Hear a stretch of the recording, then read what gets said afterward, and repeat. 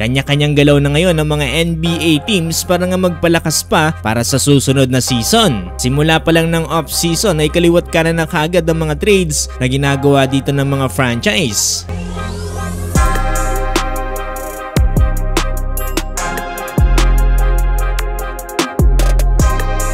Unahin na natin ang isa sa pinakamalaking balita ngayon dito sa NBA. Ito nga ay matapos mag-agree ng Los Angeles Lakers ng 4-year contract dito nga para kay JJ Redick bilang susunod na head coach dito ng franchise. Samot-saring reaction kaagad na nakuha dito ng Lakers para sa mga NBA fans. Well, ang isa kasi sa pinakamabigat na dahilan dyan ay wala pang coaching experience itong si JJ Redick. Although nakapaglaro naman siya sa NBA ng 15 years, mayroon ding malawak na kaalaman lalong-lalo na sa liga. Well, kung mapapanood ninyo yung podcast nila ni LeBron James na Mind the Game, ito pa lamang ay mararamdaman nyo na kagad na gustong-gusto siya dito ni LeBron James. Malaki rin ang kaalaman niya dito nga sa basketball.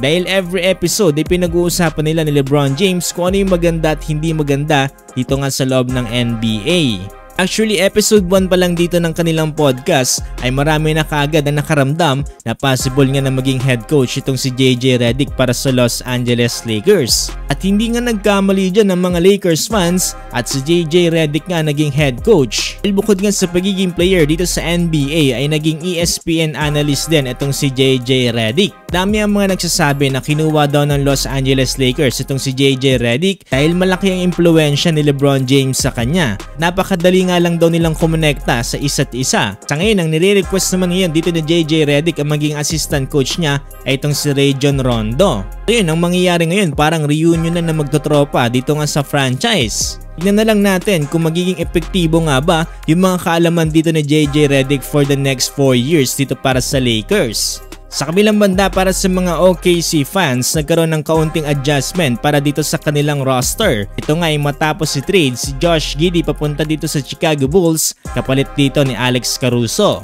Well, straight swap lang ang nangyari dito sa pagitan ng dalawang franchise. Ngayon mukhang advantage ito nga sa magkabilang panig ang naging desisyon nila. Dahil naghahanap nga dito ang Chicago Bulls na maaari maging replacement para dito kay Lonzo Ball. At perfect nga daw dito ang guard na si Josh Giddey. Ayon mismo dito sa ESPN, hindi daw gaano makaka-apekto to para sa Oklahoma City Thunder dahil surrounded sila ng mga magagaling na mga players. Gaya na lamang dito nila Shai Gilgeous-Alexander at ni Chet Holmgren. This season ay nag-average ng 12 points, 6.4 rebounds at 4.8 assists, shooting 47% from the field itong si Josh Giddey.